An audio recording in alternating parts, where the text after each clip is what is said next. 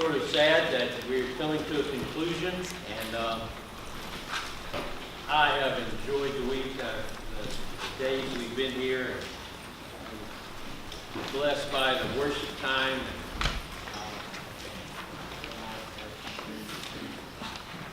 To yellow, whatever that means. Okay. Now I'm on. I've enjoyed our time, and you've been gracious with your comments, and thank you for your prayers. I'm praying that this service tonight will be one of those markers in a lot of lives that they can look back upon and say it was that Sunday evening that God just did a work in my life, and I've not been the same since. And some that are discouraged would find encouragement to go on. Some that would just like to quit will find the stick-to-itiveness to go on. And some who are hurting would experience the comfort of our Savior. And we're going to have just a real special time toward the end to pray. And I hope you will be available to do whatever God tells you to do during that time. Well, we're going to look at, to begin with tonight, Nehemiah chapter 3. Nehemiah chapter 3. Now this will be one of the most exciting passages you've ever heard. And don't, really get out of shape when we start on this, but here we go. Nehemiah chapter 3. Follow along. And all of these pronunciation of these names that I give, they're accurate. I'm a linguistic expert, and you can trust me on that. Then Eliashib, the high priest, rose up with his brethren, the priests, and built the sheep gate. They consecrated it, and hung its doors, and built as far as the Tower of the 100, and consecrated it. Then as far as the Tower of Hananel. Next to Eliashib, the man of Jericho, built. And next to them, Zaccur, the son of somebody, built. Also the sons of somebody else built the fish gate, and laid its beams, and hung its doors with its bolts and bars. And next to him, somebody else's son, or somebody else, or the son of somebody else, made repairs. And next to them, somebody else, the son of somebody else made repairs. Next to them, somebody made repairs. Okay, you kind of get what that's talking about. Now, that seems like it would have to be the most boring passage, the most boring chapter in all the Bible. But keep in mind here that he's simply telling us, Nehemiah is telling us, that each of these had a section of this mile long. It wasn't all stretched out straight, but all together it was over a mile of wall building. And it was families doing it together. It would be extended families coming to take their part of the wall and build it. You look on down in verse 12. He says, and next to him was Shallum, son of somebody, leader of half the district of Jerusalem. He and his daughters made repairs. In verse 23, and after him, Benjamin. Now there's one I'm sure of. Benjamin and Hashub made repairs opposite their house. After them, Azariah, the son of, and it goes on, it was, these were families, is the point I want you to get. They were defending their homes. That's an example of leadership. Nehemiah knew that if he just randomly assigned sections, it wasn't going to be as effective as each person saw them building this wall for their own families. It was extra motivation. Now, we're going to spend all of our time tonight in chapter 4 of Nehemiah. But I really wanted to give you a few things out of chapter 5 that'll kind of help you even appreciate chapter 4 more. In chapter 5, what we run across is, and we're talking here about leadership, remember. In chapter 5, we find internal dissension. Boy, was it bad. There was a fuss. I know that none of you in your ministries have ever experienced kind of a falling out among people involved in your ministries.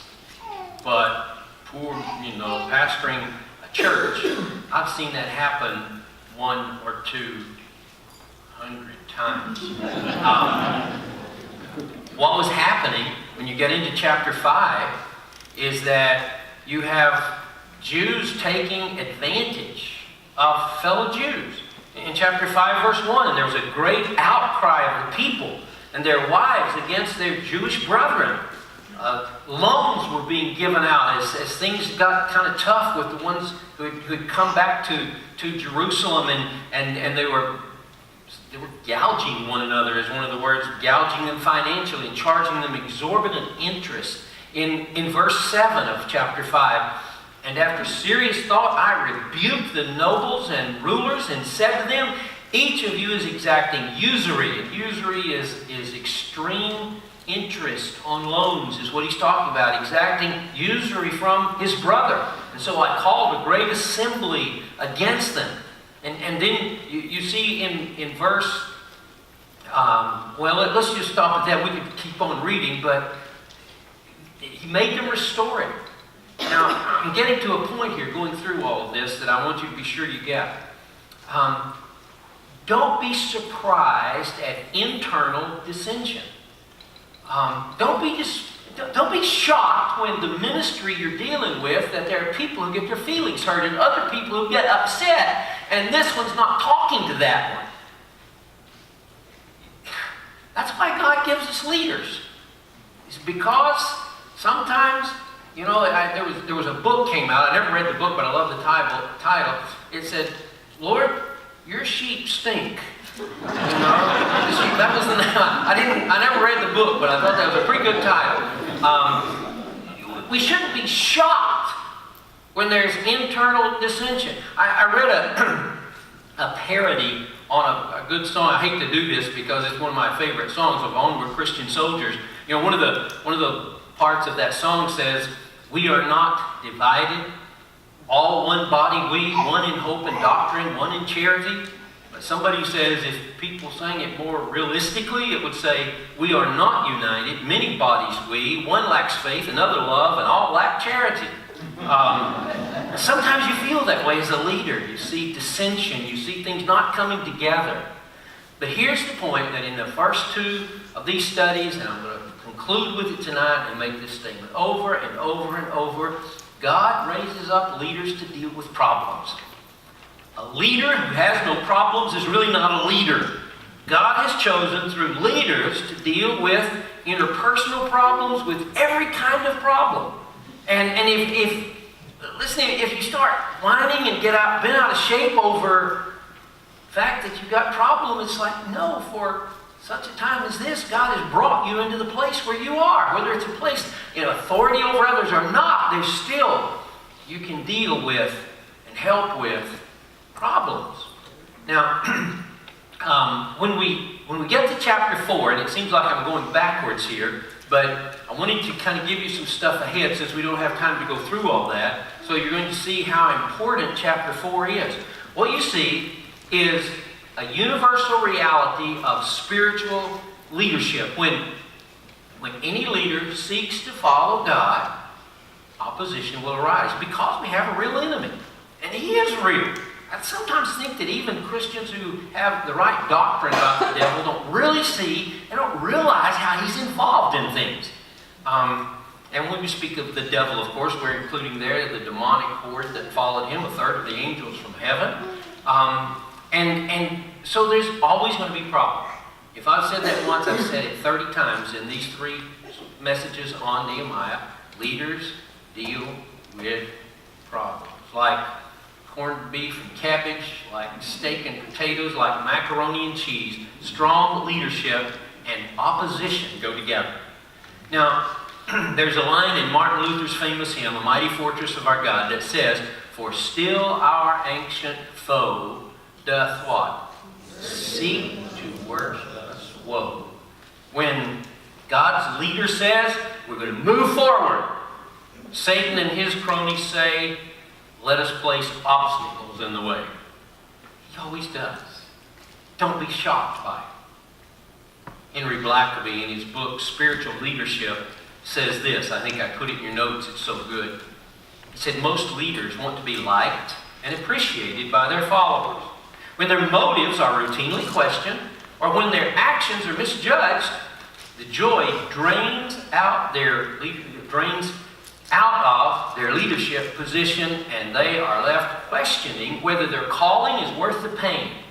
Whereas the most loyal friends can be sporadic in their affirmation, opponents can be like a dripping faucet, relentlessly communicating their displeasure. Whoa. It may sound negative, but if you've been in leadership very long, it just sounds true. Criticism, opposition, discontentment are things that every leader can expect. Don't be shocked by them.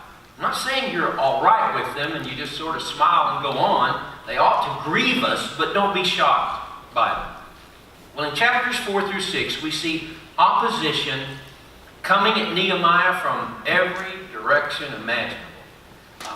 One of the main things that made Nehemiah's leadership so powerful and worthy of our imitation is that he handled opposition in a way that glorified God.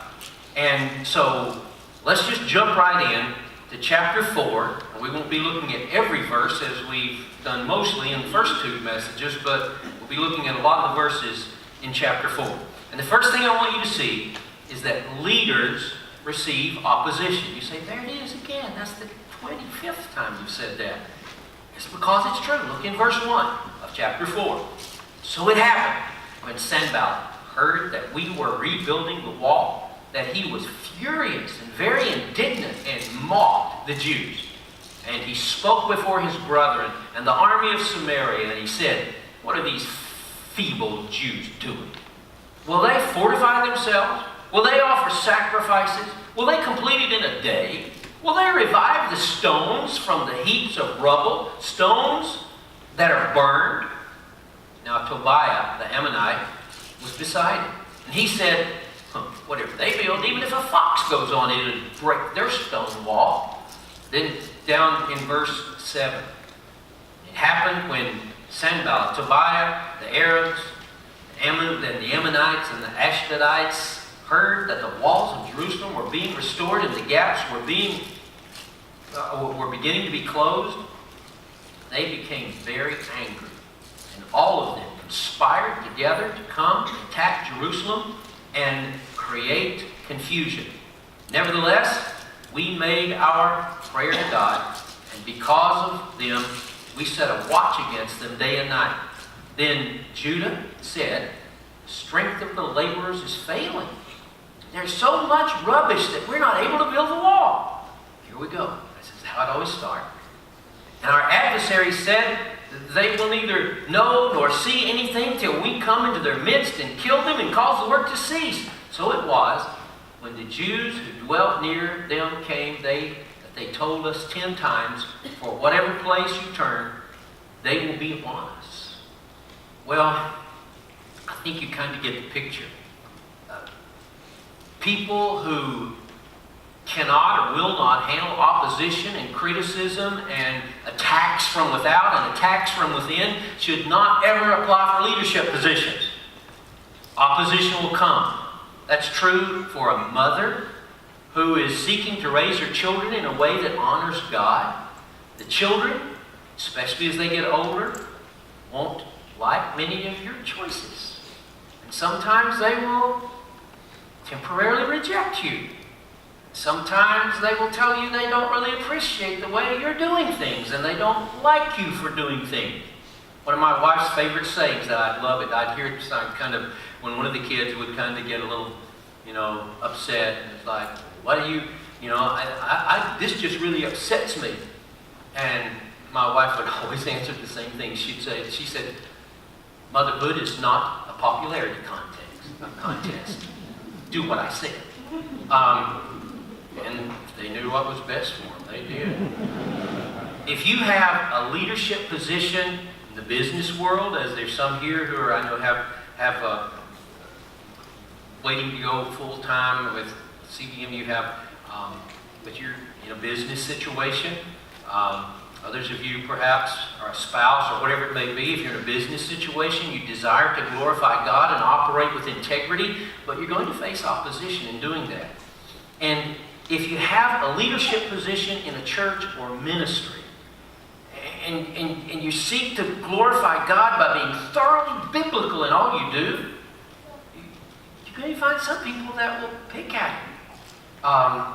When you take decisive action, you'll be accused of being reactionary. And when you wait on what you believe to be God's timing, you'll be accused of being indecisive. It just goes with your territory. This is not meant to be negative. This is meant to be real. Let me give you an example out of history. Most of my heroes are dead. Some of them are still living. Jonathan Edwards is one of my heroes. Jonathan Edwards was probably the greatest intellect ever born in America. He lived in the 18th century in New England. Jonathan Edwards was a brilliant man who loved the Lord with all of his heart. He pastored a prestigious Congregational church in Northampton, Massachusetts. He was the primary leader in what was called the First Great Awakening that swept across the American colonies, that laid a foundation for much of what even today is still good in America. Jonathan Edwards, this great theologian, his writings, by the way, are more popular today than they were even when he was alive. Yet, did you know that Jonathan Edwards faced relentless opposition? Because of his insistence, imagine this, that church members should give evidence that they've experienced conversion, a group of his members got upset with him. They started a slander campaign. And that and what was called the halfway covenant, and we don't have time to go into all of that, but things that were just, we look at today and say, why were they upset over Jonathan Edwards standing against these things? But guess what? He was fired from his church. Jonathan Edwards got fired. Now, what is it your problem you're talking about? This is Jonathan Edwards. He assumed there's no indication of his bitterness that I've ever read. And he took from a very prestigious pastorate, he took a very modest pastorate in a small frontier town and set about trying to reach the Native Americans who lived in the area. One of the greatest, godliest men ever born in America was fired from his leadership position because of opposition. It's interesting that he was later, many times we don't hear the rest of the story, he was later vindicated as some of his most vocal opponents publicly confessed their sins in their opposition to this godly pastor. But you know what? He didn't hold a grudge. There's no evidence of that. And ultimately, he became president of Princeton University. And it was much smaller than it is now, and much more Bible-believing than it is now. It doesn't always turn out well, however. Again, another quote that I put in your notes that's really good. Oswald Sanders said, often the crowd does not recognize a leader until he is gone. And then they build a monument for him with the stones they threw at him in life. That's what happens when you look to people for your affirmation. Several years ago, I read an insightful book entitled The Founding Fathers on Leadership. And this book wasn't a Christian book, it wasn't anti-Christian, but it simply pulled leadership principles from the likes of George Washington and Thomas Jefferson and Madison and Adams and Franklin. And it is a fact that even these great founding fathers that we honor and that we think they must have just been perfect, faced opposition at every turn. Not just from the British, but from their own people. Nehemiah's opposition came from two directions. And it's the same direction that opposition will come to you in a place of leadership. First of all, there's opposition from without. And that is ridicule.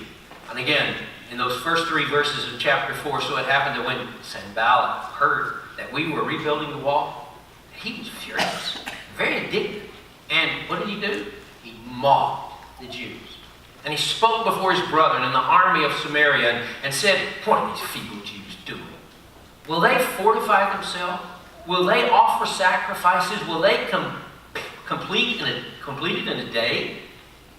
And he just continues right on with ridiculing, and you can see them all laughing and sort of pointing at them.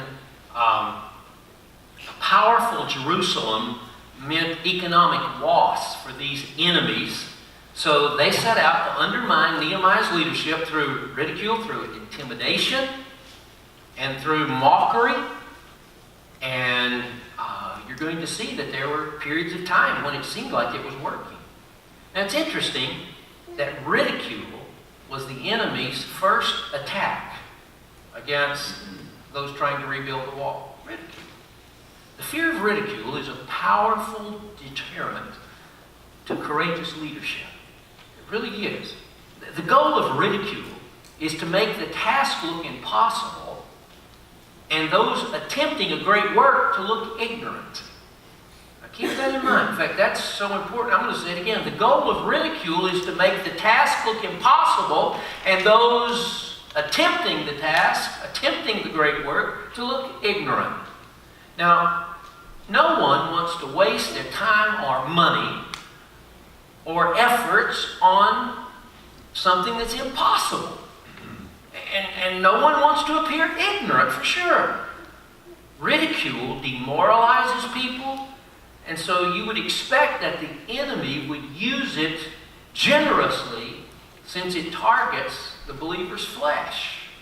It begins to think, how can they do this to me? I'm better than this. I deserve better than this. Now in verse 1, it says they mock the Jews. In verse 2, he refers to these feeble Jews. The sacrifices he's talking about were probably the Thanksgiving, the sacrifices of Thanksgiving when the task is completed. The ridicule was this: why would they have reason to sacrifice? You will never complete this wall. They ridicule based on the impossibility of the task. In verse 3, Tobiah chimes in with his mockery. And in the last part of verse 3, he said, whatever they build, you can hear the ha-ha-has in between this. Whatever they build, if even a fox goes upon it, it'll break down their stone wall. So don't be shocked when the enemy sends people who ridicule and when there's mockery. In fact, if you don't experience some ridicule in your area of leadership, perhaps the enemy doesn't think you're much of a threat to him. I'm not saying you should enjoy it or seek it, but don't be shocked when it comes. Now, here's what Nehemiah did. First of all, then he dealt with the opposition without, which was ridicule. Secondly, he dealt with opposition from within, which was discouragement. From without comes ridicule. From within, from those Jews themselves, came discouragement. Again, look in verse 7. We read these earlier, so I'm just going to hit some high points here. Now, it happened that when Sanballat, Tobiah, and the Arabs, the Ammonites, and all the other ites heard that the walls of Jerusalem were being restored and the gaps were being closed, but they became very angry, and they all of them conspired together to come back and attack Jerusalem. And so he talks about they made their defense and set a watch against them. But then look at verse 10. Then Judah said, the strength of the laborers is failing, and there is so much rubbish that we are not able to build the wall. That's discouragement speaking. He said, this is a bad idea, Nehemiah. We never should have started. It's not going to come about. It's not going to happen. Now for me, and some may be different, and I don't want to make this sound like I'm puffing myself up. I just think, because I could tell you a lot of bad stories too, but for me, opposition from the outside, it's certainly not pleasant, but it really doesn't bother me that bad. It really doesn't. I mean, it's like, what do you expect the world to think of people doing things that the Lord's led them to do? They're not going to be happy with that, and we try to keep good relationships. I mean, we had a major building program. We live on kind of a little 2-lane road, and all the stuff and the excavation, it was muddy. And we bought bought gift cards to a car wash and gave it to all our neighbors up and down the streets on both sides. We wanted to keep good relationships with them. I don't invite ridicule and opposition, but really, that's not where I have troubles. The opposition I struggle with as a leader is opposition from within the ranks. From my setting up, it's opposition by church members. That's what grieves me. I remember when we were building our worship center that we're in now, and I had a lady call me. She was not kind. I'm being nice. And I'll never forget what she said. She said, I think you're just trying to build your own little kingdom up there on the hill. Now, at the time she said that, we were in 3 Sunday morning worship services that were pretty much full. We had no place to park hardly, and we were trying to pay cash for the building. And by God's grace, we did. But she called it my little kingdom on the hill. And I let her have it. No, I didn't. I really didn't. I just said, well, pray for me that I'll have good motives or something like that. And then I waited till she hung up, and then I got some enjoyment. I slammed the phone down. That just felt good for some reason, but she didn't know that. Look at these verses and find out why they were discouraged. Because exactly the same way that, remember, Satan was behind all of this. Exactly the same way he discouraged the workers on this wall in Nehemiah's time is the same way he discourages us today. Now, what is it then that caused their being discouraged? Well, first of all, there was the problem with fatigue. Verse 10 says, then Judah said, the strength of the laborers is failing. That just means they were tired. The word failing means to stagger or totter. In country terms, they were just plumb tuckered out. And if you don't know what that means, you're not from Appalachia, or where it's used a lot. They were just plumb tuckered out. They were just worn completely out. Back in verse 6, which we'll look at a little more in depth in a minute, we see that the wall was now half built. Do you know halfway through something is the most dangerous time?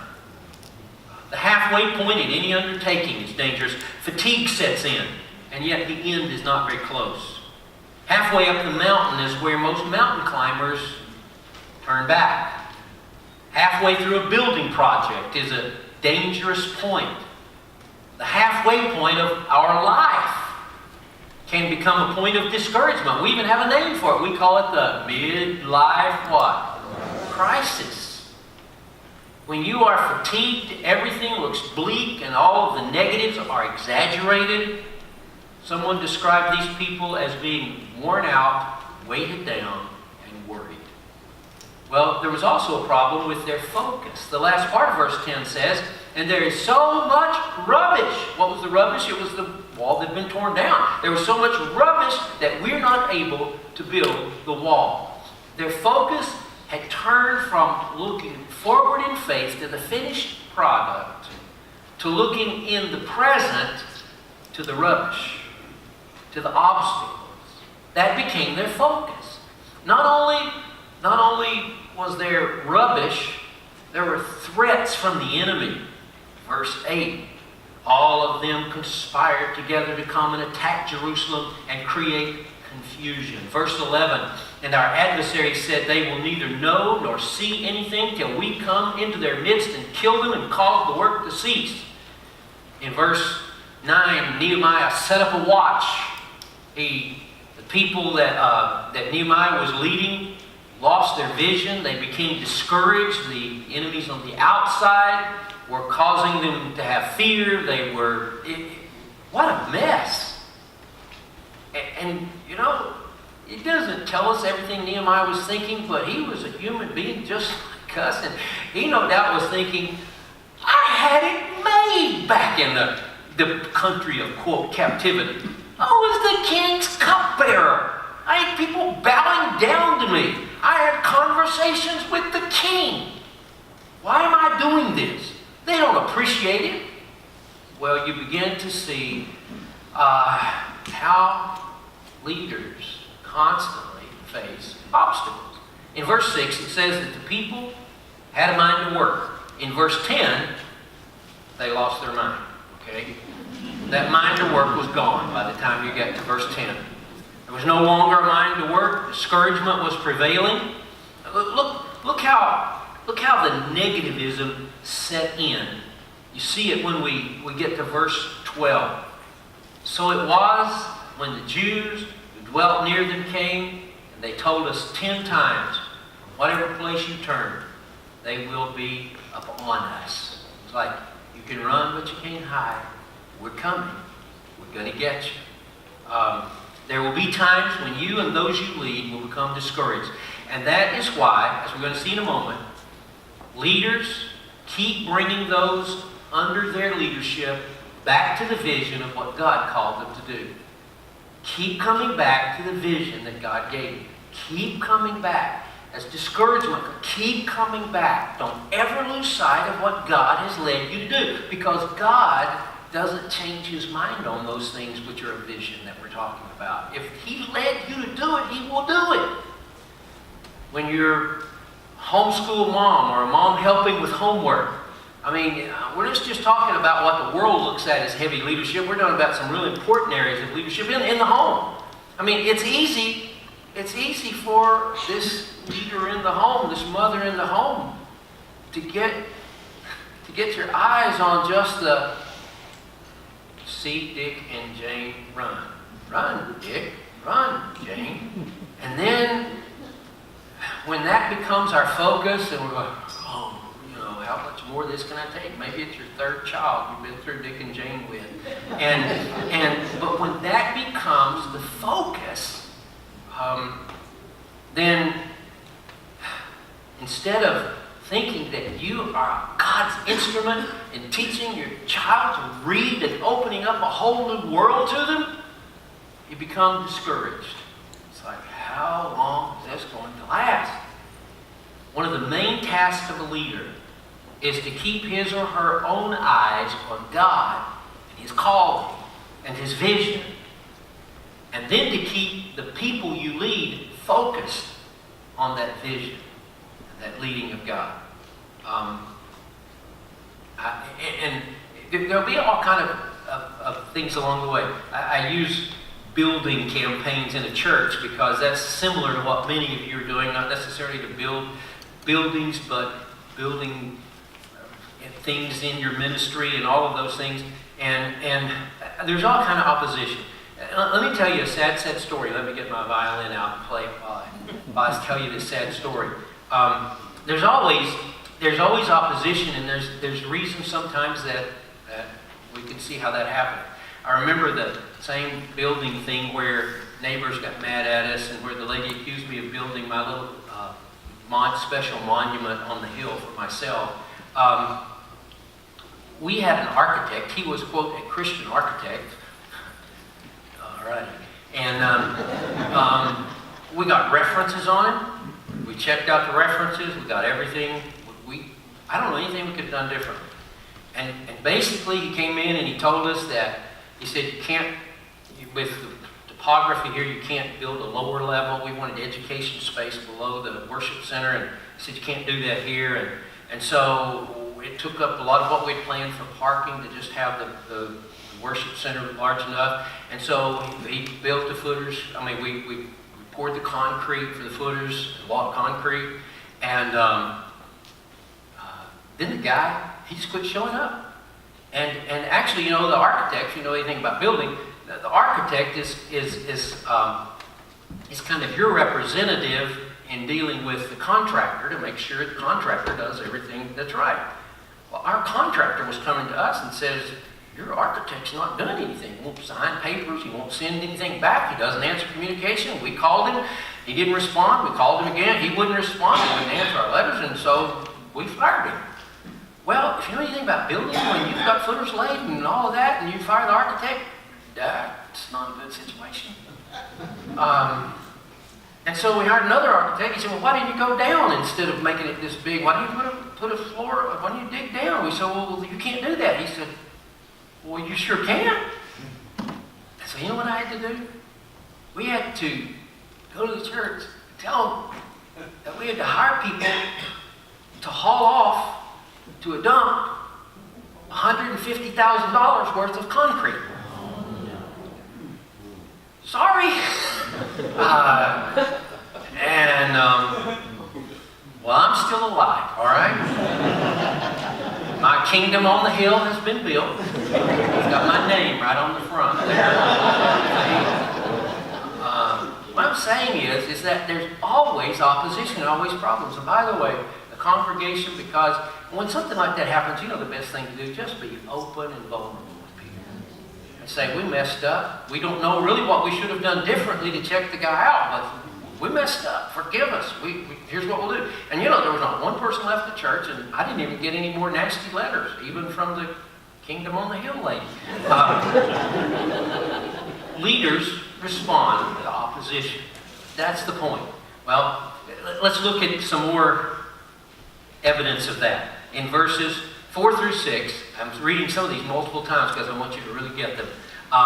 Leaders respond to opposition. Not only do they receive it, that's the first point, they respond to it. Verses 4 through 6. Hear, O our God. You know what Nehemiah did is he just told God on the enemies. He just told God on them. He says, Hear, O our God, for we are despised. Turn their reproach on their own heads and give them as plunder to a land of captivity. Do not cover their iniquity, and do not let their sin be blotted out from before you, for they have provoked you to anger and before the builders. And then he talks about the wall was joined together to half its height, and that's the dangerous point. And down and you read verses 13 through 23, you begin to see this opposition. You begin to see how Nehemiah responds to it. Now, the thing that separates Spirit-filled, effective leaders from the rest of the pack is how they respond. Not only do they receive opposition themselves, but how they respond to opposition. All spiritual leaders will have opposition. Spiritual leaders godly leaders respond correctly to the opposition. Now, in the midst of horrible, intense opposition, Nehemiah did two things. He prayed and he persisted. He told the Lord about it. Like the Lord didn't already know, he did, but that's what prayer is. You're not informing the Lord, but you're simply affirming that you understand what the problem is. He prayed and he persisted. Nothing would stop him. Now let's look at responding to opposition when it's coming from without, from outside. We're talking here about ridicule. First they responded with supplication, with prayer. In verses 4 and 5, that's what he's doing. Hear, O God. In other words, he's praying. Nehemiah reviewed this attack as an attack against God himself, and he told God on it. That's what you do with your enemies. You just tell God on it and let him handle it. He does a lot better than we do. We just mess it up. When you face the opposition of ridicule and mockery in your leadership, don't answer a person with the same mocking and bad spirit that they've shown toward you. That's how the world handles things. We're to handle it differently. Take it to the Lord. Keep on working toward the goal. Don't let anything stop you. Some people think that they have to justify themselves with every attack. Have you ever known anybody like that? Every time somebody says something negative, they just go, they'll say, well, you didn't prepare for that. And you write a letter that took you 2.5 hours of wasted time to explain how you did prepare for that. And always defending yourself. You know, there's a Greek word for that. Stop. Stop. You don't have to defend yourself. If there's somebody who has really some wrong information that they really want to know, right? Sure, you do. But when there's all these accusations, just stop. Tell God on them and let him deal with it.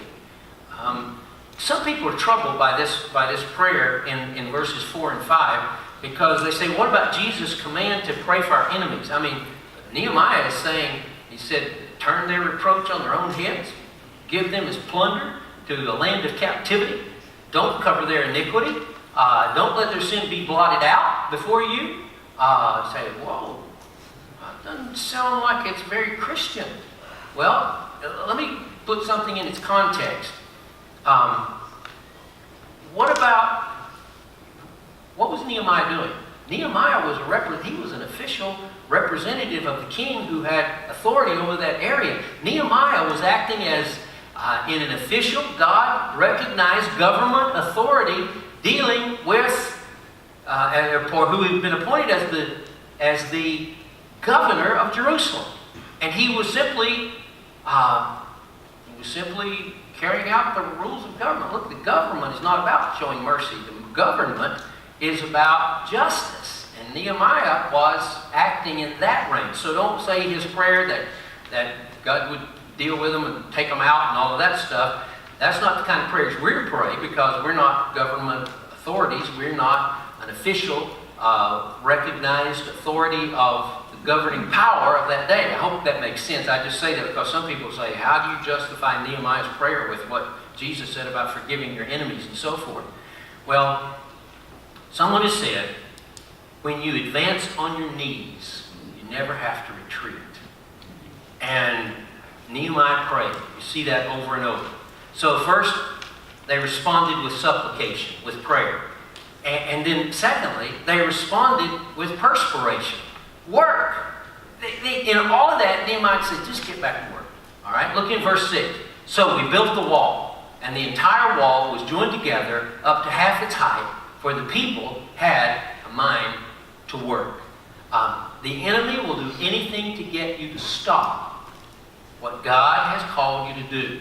So many people get distracted from their God-given vision, wasting energy on defending themselves, meeting with their enemies. And in fact, later on, if you read in there, you'll find out that these enemies tried to get Nehemiah to come down from the work, come down from building the wall, and meet with them to talk it over in a place called Ono. And Nehemiah said, no, I'm not going to do that. I'm doing a great work that God has called me to do, and I'm not going to come down to you. And it was actually a conspiracy to take his life. Well, Nehemiah let nothing stop it. When opposition came, he just said, keep on working. Keep on working. There's all kind of application to that. In your family, in your ministry, the opposition comes. If it's true questioning, you answer the questions, but then you just simply keep on with what God told you to do. Don't let anything stop it. They have a leadership in the church gets so preoccupied with dealing with dissension that we lose sight of what God's called us to do. Yes, you can't ignore some things you can, but some things they have to be answered, but you're always getting right back to the vision that God has given. Well, that's the opposition from without. Look at the opposition from within. It's discouragement. Look down in verse 13. Therefore, I positioned men behind the lower parts of the wall at the openings, and I set the people according to their families with their swords and spears and their bows. And I looked and arose and said to the nobles, to the leaders, and to the rest of the people, do not be afraid of them. Remember the Lord, great and awesome, and fight for your brother, your sons, and your daughters, and your wives, and your houses. And it happened when our enemies heard that it was known to us, and that God had brought their plot to nothing, that all of us returned to the wall, everyone to his work. There you go, deal with it, get back to work. And so it was that when, from that time on, that half of my servants worked at the construction, and the other half held the spears and shields and bows and wore the armor. And the leaders were behind them in the house of Judah. And this is a really good part here. It says, then those who built on the wall and those who carried burdens loaded themselves so that with one hand they worked at construction and with the other held a weapon. What a picture that is. Every one of the builders had his sword girded at his side as he built, and the one who sounded the trumpet was beside me. Then I said to the nobles, the rulers, and the rest of the people, the work is great and extensive, and we are separated far from one another on the wall. Whenever you hear the sound of the trumpet, rally to us here. In other words, if they start coming in at one place, you blow the trumpet and everybody heads to stop it there. Remember, the wall isn't built yet. It was just half built. Our God will fight for us. So we labored in the work. Half the men held the spears from daybreak until the stars appeared. And at the same time, I also said to the people, let each man and his servant stay at night in Jerusalem, that they may guard by night and a working party by day. So neither I, my brethren, my servants, nor the men of the guard who followed me took off our clothes, except that everyone took them off for washing. In other words, they didn't go get real comfortable and go to bed. They just slept in their work clothes right out on the place where they were rebuilding the wall. You see, leaders know that you can't just ignore discouragement among people in your ministry. It would be like trying to ignore a flat tire. Eventually, there's some consequences that come from that. And so Nehemiah responded quickly and decisively in his reaction to discouragement. Look what he did. First of all, he redirected their efforts. You see that in verse 13. This was a brilliant strategy. In response to the threats of the enemy that had discouraged the people, he arranged the people in family groups. In other words, they saw they weren't just fighting to build some walls or for a city, they were fighting for their family. And prior to this, they were separated from their families in the work. This is a reminder of why we're rebuilding the wall, he would say. Why you should not let discouragement stop us. This is for our family. They're right here with you. They weren't just building a wall, they were building protection for their families. You're not just building a camp, you're building a place where lives are transformed. Wow. Make sure the people who are working at it see the big picture. They're providing protection for their families. He redirected them to see the purpose behind their labor. Leaders keep the end product before the people. That's one of the key principles of leadership. Keep reminding them of this is what God's leading us to do. This is what it's going to be like when we get there. And then he refocused their vision. Verse 14, that first part says, then I went on to the fountain gate and to, that's the wrong chapter. Okay, I didn't think that looked right. Verse 14 of chapter 4. That looks even better. And I looked and arose and said to the nobles, to the leaders, to the rest of the people, do not be afraid of them. Remember the Lord, great and awesome. He refocused their vision upon our awesome God. And a true leader is always turning his people back to that focus. You say, Pastor, you're kind of repeating yourself. I know, it's by intention. These principles have to come, they have to get in. Leaders never let the opposition stop them. There is constant holding of the vision before your people. Don't think you're saying it.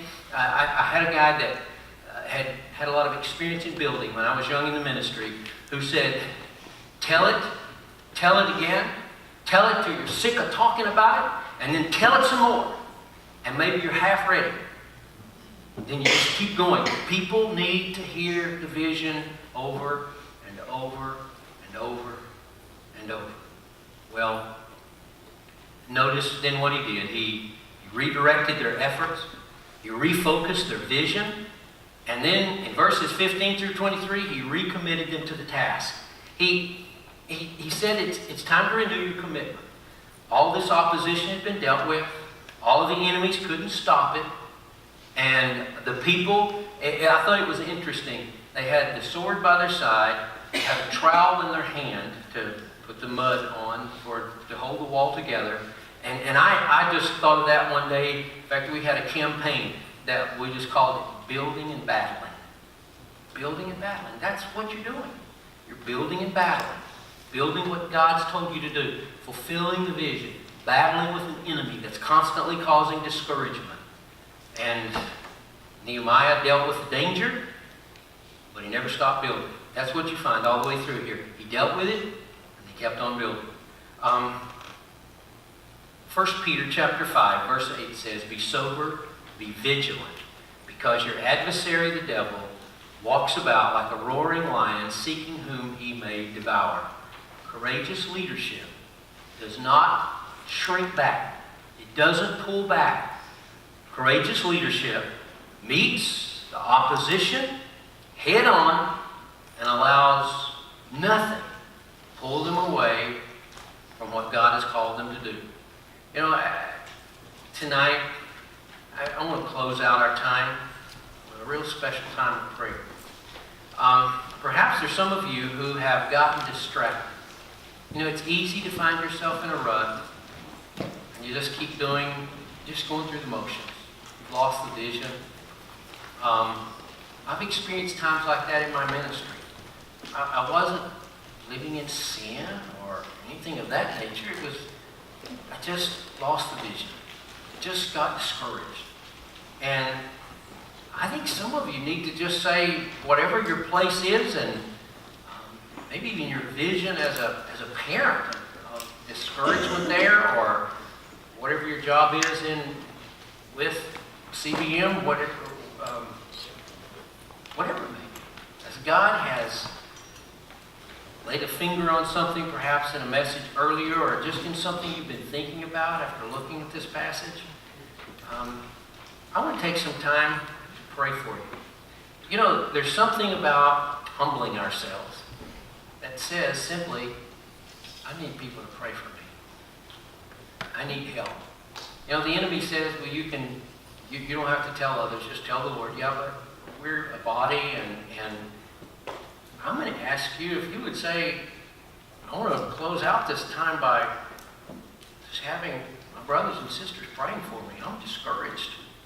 I've kind of given up, or I don't really know what way to go. I don't know as a leader what I'm going to do. I need wisdom. I need help. Or maybe there's opposition, or maybe, this is important, maybe there's somebody that has opposed you. You've got bitterness in your heart toward. Maybe it's somebody you work with, or somebody that is over you, or somebody that's within your ministry. You've got some real bitterness in your heart. You see them as having ruined what you had planned, and let me tell you something. God would never bless a bitter person. Bitterness will kill it all. And I invite you to simply come and just lay it at this altar and just say, Lord, take it away. I forgive them. You, Lord, are bigger than this person who's caused these problems, and you can deal with them. And Lord, now I come before you just pleading for forgiveness for bitterness in my life. Maybe you just don't have a vision, whatever it may be. God's really dealt with you about something. We're going to pray for you. I'm going to ask you to stand to your feet, and it's going to have some soft music for a while, and I want you to pray for one another. But first, if you want to come, just come and kneel here at this front part. Say, I need someone to pray for me. And I'm going to ask you to just bow your heads, and you just come right now. We're just going to pray.